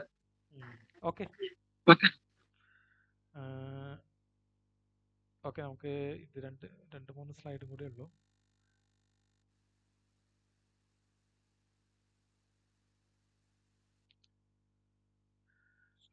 Okay, escalating tensions. ഇനി പതുക്കെ റിവല്യൂഷന്റെ ഒരു മൂഡ് നമുക്ക് കാണാൻ പറ്റും. ബോസ്റ്റൺ മസാക്കർ എന്ന് പറഞ്ഞു കഴിഞ്ഞാൽ ബോസ്റ്റൺ ഈ മസാച്യുസെറ്റ്സിലെ ഒരു സ്ഥലമാണ് ബോസ്റ്റൺ. ഇവിടെയാണ് ഈ രണ്ട് പ്രധാനപ്പെട്ട സ്ഥലങ്ങൾ ഇതുണ്ടായത്. ബോസ്റ്റൺ മസാക്കർ 1770-ലും ബോസ്റ്റൺ ടീ പാർട്ടി 1773-ലാണ് കേട്ടോ. ഈ വർഷം ഒന്ന് ശ്രദ്ധിച്ചോളൂ. മാർച്ച് 5-ാം തീയതി ഇതേപോലെ അവിടുത്തെ ട്രൂപ്സും കോളനിയിലുള്ള ആൾക്കാരും കൂടി ചെറിയൊരു കശപിശ ഉണ്ടായി. ഒരു 5 പേര് മരിച്ചു. ഈ ഒരു സംഭവം എന്തുകൊണ്ട് പ്രധാനപ്പെട്ടതാണെന്ന് വിചാരിച്ചു കഴിഞ്ഞാൽ ഈ സംഭവം യൂട്ടിലൈസ് ചെയ്തു അവിടുത്തെ കോളനിയിലെ ആൾക്കാർ. നമ്മൾ ഇവിടെ വന്നിട്ട് ഇവര് ഭയങ്കര അഴിഞ്ഞാട്ടാണ്, ഇത്ര ആൾക്കാരെ കൊന്നു എന്നൊക്കെ പറഞ്ഞ് ഉള്ളത് ഇല്ലാത്തതും കൂടി അങ്ങോട്ട് അടിച്ചു വിട്ടു. ഇഷ്ടംപോലെ പ്രിന്റഡ് മീഡിയസ് ഉണ്ടായിരുന്നു. അപ്പോൾ അങ്ങനെ ഇത് കോളനിയിലൊരു ബ്രിട്ടൻ വിരുദ്ധ വികാരം ഉണ്ടാക്കുന്നതിന് ഈ ബോസ്റ്റൺ മസാക്കർ ഒരു കാരണമാണ്. ഓക്കെ, അതുകൊണ്ട് ഈ ബോസ്റ്റൺ മസാക്കർ ഒന്ന് പഠിച്ചു വെക്കണം. അതേപോലെ തന്നെ ബോസ്റ്റൺ ടീ പാർട്ടിയിൽ ഉണ്ടായത് ഞാൻ പറഞ്ഞല്ലോ എന്താണ് സംഭവിച്ചത്. ഈ ടീ ആക്ട് വന്നിട്ട് ആക്ച്വലി ഇവൻ അത് ഇവരെക്കാളും എന്താ പറയാ അവർക്ക് കിട്ടാവുന്നതിൽ ഒരു വില കൂടി എന്നുള്ള ഒരു പ്രശ്നമല്ല. ടൗൺഷെൻഡ് ആക്ട് അതിൽ എന്തൊക്കെ അമെൻമെന്റ് ചെയ്തോ അതിലും ഈ ടൗൺഷെൻഡ് ആക്ട് മാറ്റിയില്ല ടീ ആക്ടില്. ഓക്കെ. ടീ ആക്ട് 1773 വന്നതും ടൗൺഷെൻഡ് ആക്ട് ഉണ്ടായിരുന്നല്ലോ, ഈ 1767 ടൗൺഷെൻഡ് ആക്ട് അതിൽ അപ്പോഴും നിലനിർത്തി. അതാണ് ഇവരെ കൂടുതൽ ദേഷ്യം പിടിപ്പിച്ചത്. എന്നിട്ട് ഇതേപോലെ റെഡ് ഇന്ത്യൻസിനെ പോലെ കയറി മസാച്യുസെറ്റ്സിലെ ഈ ബോസ്റ്റണിൽ വെച്ച് അത് താഴ്ത്തിക്കിടലും വലിയ വിഷയമുണ്ടായി. ഓക്കെ. അതിനുശേഷം വന്ന ആക്ടാണ് ഇൻടോളറബിൾ ആക്ട്. ഇതൊന്നും പഠിക്കണ്ട കേട്ടോ, ഈ ആക്ടുകൾ ഞാൻ ജസ്റ്റ് നിങ്ങൾക്ക് എഴുതി വെച്ചതാണ്, അതുകൊണ്ടാണ് ഞാൻ റെഡ് മാർക്ക് ചെയ്യാത്തത്. ജസ്റ്റ് വായിച്ചു പോയാൽ മതി. കാരണം ബോസ്റ്റൺ പോർട്ട് ആക്ട്, ഇതുപോലെ നേരത്തെ പോലെ ഈ ബോസ്റ്റൺ കണ്ടാൽ തന്നെ മസാച്യുസെറ്റ്സ് കണ്ടാൽ തന്നെ നിങ്ങൾക്ക് അറിയാം അമേരിക്കൻ റവല്യൂഷൻ ആണ്. എന്നാലും ജസ്റ്റ് ഒന്ന് മനസ്സിലാക്കി വെച്ച് പോയാൽ മതി, ഇതിന്റെ ഇയർ ഒന്നും പഠിക്കാനുള്ളതല്ല. ബോസ്റ്റൺ ടീ പാർട്ടി കഴിഞ്ഞതിന് ശേഷം കുറച്ച് നിയമങ്ങൾ ഇവർ ഭയങ്കര സ്ട്രിക്റ്റ് ആയിട്ട് ഉള്ള കുറച്ച് നിയമങ്ങൾ ഇറക്കി. ആ നിയമങ്ങളെയാണ് ഇൻടോളറബിൾ ആക്ട് എന്ന് പറയുന്നത്. ബോസ്റ്റൺ പോർട്ട് ക്ലോസ് ചെയ്തു. ആ തുറമുഖം ഇനി അവിടെ ഉണ്ടായ നഷ്ടങ്ങൾ മുഴുവൻ നികത്താതെ ആ ഒരു പോർട്ടിൽ നിന്ന് യാതൊരുവിധ വിനിമയം നടക്കാൻ പാടില്ലെന്നും പോർട്ട് ക്ലോസ് ചെയ്തു. മസാച്യുസെറ്റ്സ് ഗവൺമെന്റ് നേരിട്ട് മീൻസ് അതൊരു കോളനി ആയിരുന്നു. ആ ഒരു 13 കോളനിയിൽ ഒരു കോളനി അല്ല. അപ്പൊ ഇവരുടെ അതിൽ ഒരുപാട് നിയമങ്ങൾ വരുത്തി സ്ട്രിക്റ്റ് ആയിട്ടുള്ള ബ്രിട്ടീഷ് റൂൾ ഇമ്പോസ് ചെയ്തു. ഓക്കെ. അതുപോലെ ക്വാർട്ടറിംഗ് ആക്ട് നേരത്തെ പറഞ്ഞ തന്നെയുള്ളൂ. അത് കുറച്ചും കൂടി എന്താ പറയാ കൂടുതൽ സ്ട്രിക്ട്ലി എൻഫോഴ്സ് ചെയ്തു. ഇത്തരമുള്ള administration of justice act, Quebec act അടുത്തത്. ക്യൂബെക്ക് നിങ്ങൾക്ക് അറിയാലോ, ആ സ്ഥലത്തിന്. ഇതൊന്നും ഡീറ്റെയിൽ ആയിട്ട് പഠിക്കണ്ട. ഇങ്ങനെയൊക്കെയുള്ള ആക്ട്, അതായത് ആ ഒരു സംഭവത്തിന് ശേഷം ഇവർ വളരെ സ്ട്രിക്റ്റ് ആയിട്ട് കോളനിയെ കൈകാര്യം ചെയ്യാൻ തുടങ്ങി എന്നുള്ളതാണ് നമ്മൾ പഠിക്കേണ്ടത്. ഓക്കെ. ഇനി കോസസ് ഓഫ് റെവല്യൂഷൻ, മറ്റ് കോസസ് ഞാൻ പറഞ്ഞത് ഇത് ഓൾമോസ്റ്റ് എല്ലാതും ഞാൻ പറഞ്ഞു തന്നെയാണ്. 7 years വാർ ബ്രിട്ടനും ഫ്രാൻസുമായിട്ട് ഉണ്ടായത്. അതുപോലെ തന്നെ no affection on England among colony people. ഇവർക്ക് ഈവൻ ബ്രിട്ടനിൽ നിന്ന് വന്നവരാണെങ്കിൽ കൂടി ഇവർക്ക് വലിയ താല്പര്യമൊന്നും ഈ ബ്രിട്ടനോട് കാര്യമായിട്ടില്ല. റിലീജിയസ് റീസൺ ഞാൻ നേരത്തെ പറഞ്ഞല്ലോ. പ്യൂരിറ്റനും ആംഗ്ലിക്കനും തമ്മിലുള്ള ഇഷ്യൂസ്. ഇവർ വന്നത് പ്യൂരിറ്റൻസ് ആണ്. ഡിപ്പോർട്ടഡ് മീൻസ് അവിടെയുള്ള ക്രിമിനൽസിനെയൊക്കെയാണ് ഇവിടെ ഇറക്കി, മീൻസ് ഡിപ്പോർട്ട് ചെയ്ത ആൾക്കാരാണ് ഇവിടെ ഉള്ളത്. അപ്പോൾ അവർക്ക് ഈ ബ്രിട്ടനോട് വലിയ താല്പര്യം ഉണ്ടാവും. അതേപോലെ തന്നെ കോസ്മോപൊളിറ്റനിസം. ആക്ച്വലി ഇന്ന് നമ്മൾ നോക്കുകയാണെങ്കിൽ ബ്രിട്ടൻ വളരെ അഡ്വാൻസ്ഡ് ആയിട്ടുള്ള ഒരു സൊസൈറ്റിയും അമേരിക്ക ഒരു കൺസർവേറ്റീവ് സൊസൈറ്റിയുമായിട്ട് നമുക്ക് ഫീൽ ചെയ്യും. കാരണം അവർ ഇപ്പോഴും അവിടുത്തെ വലിയ ഡിബേറ്റ് എന്ന് പറഞ്ഞു കഴിഞ്ഞാൽ അബോർഷൻ വേണോ വേണ്ട എന്നുള്ളതാണ്. അതൊക്കെ ഈ റിലീജിയസ് ആയിട്ടുള്ള ഒരു ഇഷ്യൂ ആണ്. മിക്ക പ്രസിഡന്റുമാരും വളരെ റിലീജിയസ് ആയിട്ടുള്ള ആൾക്കാരാണ് ഇപ്പോൾ അമേരിക്കയിലുള്ളത്. അവിടുത്തെ സൊസൈറ്റി അങ്ങനെ തന്നെയാണ്. നമ്മൾ വലിയ വലിയ കണ്ടുപിടുത്തങ്ങളും മൈക്രോസോഫ്റ്റും ഒക്കെ ഉണ്ട് എന്നുള്ളതൊക്കെ ഓക്കെ, പക്ഷെ വളരെ കൺസർവേറ്റീവ് ആയിട്ടുള്ള സൊസൈറ്റിയാണ് ഇപ്പോൾ. പക്ഷെ അന്ന് അങ്ങനെയല്ലായിരുന്നു അമേരിക്ക. കാരണം എന്താ വെച്ച് കഴിഞ്ഞാൽ അമേരിക്കയിൽ അത് ഒരു പുതിയൊരു ലാൻഡാണ്. അതേപോലെ തന്നെ വരുന്നത് പല സ്ഥലങ്ങളിൽ നിന്നുള്ള ആൾക്കാരാണ്. നേരത്തെ കണ്ടല്ലോ, ഫ്രാൻസ്, അതുപോലെ സ്പെയിൻ, എല്ലാവർക്കും അവിടെ കോളനി ഉണ്ട്. ഡച്ചുകാർക്ക് കോളനി ഉണ്ട്, ഡെൻമാർക്കിന് കോളനി ഉണ്ട്. അങ്ങനെ പല സ്ഥലങ്ങളിൽ നിന്ന ആൾക്കാർ, പല സ്ഥലത്തുള്ള ചിന്ത, പല സ്ഥലത്തു നിന്നുള്ള രീതി. അതുപോലെ തന്നെ പഴയ എന്തെങ്കിലും ഒരു കൺസർവേറ്റീവ് ആയിട്ടുള്ള ഒരു ക്ലാസ്സുകൾ ഇല്ല അവിടെ. നമ്മൾ ഫ്രഞ്ച് റവല്യൂഷൻ എടുക്കുമ്പോൾ വലിയൊരു സീൻ അവിടുത്തെ ഈ നൂറ്റാണ്ടുകളായിട്ട് തുടർന്നു വരുന്ന ഫ്യൂഡലിസമാണ്. അങ്ങനത്തെ ഒരു പരിപാടി അവിടെ ഇല്ല. അതുകൊണ്ട് തന്നെ ഒരു ബ്രിട്ടനേക്കാളൊക്കെ വെൽ മോഡേൺ സൊസൈറ്റി ആയിരുന്നു ആ സമയത്ത് America. Stern policies on against colonies. Again ഞാൻ നേരത്തെ പറഞ്ഞ ഒരുപാട് ഈ പോളിസികളും തന്നെ, എല്ലാ പോളിസികളും അവരുടെ ആക്ടുകളും ഒക്കെ വലിയ ഇഷ്യൂസ് ഉണ്ടാക്കി. അതുപോലെ തന്നെ immediate cause North tea policy. Lord North എന്ന് പറഞ്ഞു കഴിഞ്ഞാൽ അതിന്റെ കൊടുത്തിട്ട് ഒരാളെ കൂടി നിങ്ങൾ പഠിക്കേണ്ടി വരും. അദ്ദേഹത്തിന്റെ പേര് ഫ്രെഡറിക് നോർത്ത് എന്നാണ്. ഈ 1770 മുതൽ 1782 വരെ ബ്രിട്ടന്റെ പ്രധാനമന്ത്രിയായിരുന്നു. ഇദ്ദേഹമാണ് ഈ പറഞ്ഞ ടീ പോളിസി, അതുപോലെ ഡിക്ലറേഷൻ, അത് അമേരിക്ക, ഞാനത് വായിക്കാം. Organise to compact export tea to America without any tax to overcome the crisis they faced due to the excess stock. Okay, ഇതൊക്കെ ഞാൻ ഓൾറെഡി പറഞ്ഞ കാര്യങ്ങൾ തന്നെയാണ്.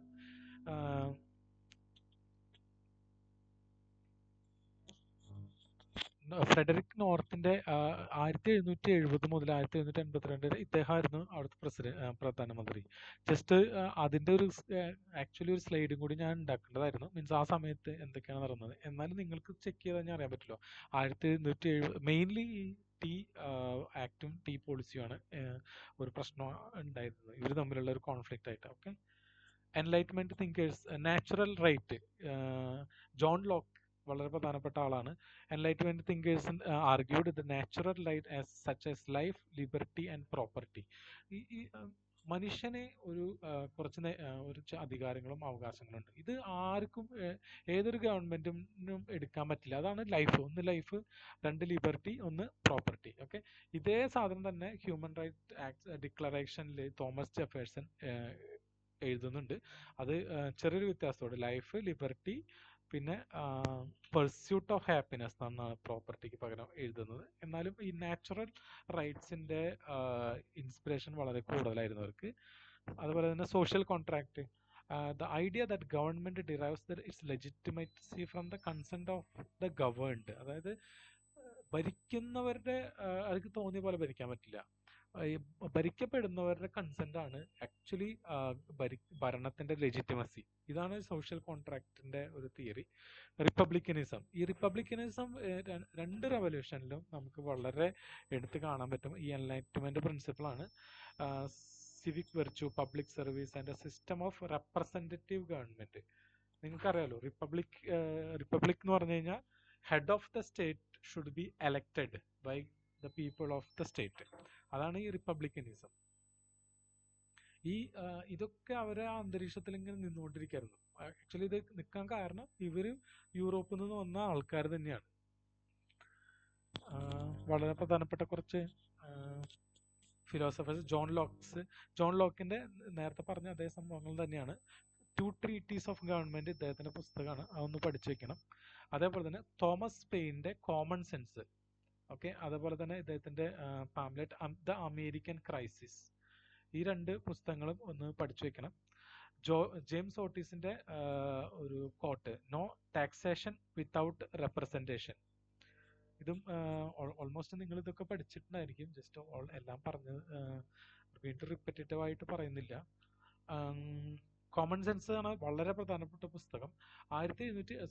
പാംപ്ലെറ്റ് 1776 1774 ശേഷം ഒരുപാട് ചെറിയ ചെറിയ കോൺഫ്ലിക്റ്റുകളും യുദ്ധങ്ങളും നടക്കുന്നുണ്ട്. ഓക്കെ, അപ്പൊ ഈ കോമൺ സെൻസ് ആ സമയത്ത് ഒരുപാട് പ്രിന്റ് ചെയ്തിട്ട് ഈവൻ ജോർജ് വാഷിങ്ടൺ അവരുടെ മിലിറ്ററി ക്യാമ്പിൽ വരെ ഇത് വിതരണം ചെയ്യും. അത്രയും എന്താ പറയുക, കൊണ്ടുപിടിച്ച് നിന്ന ഒരു പുസ്തകമാണ് കോമൺ സെൻസ്. ഇപ്പൊ നമ്മൾ പറയുകയാണെങ്കിൽ നമ്മുടെ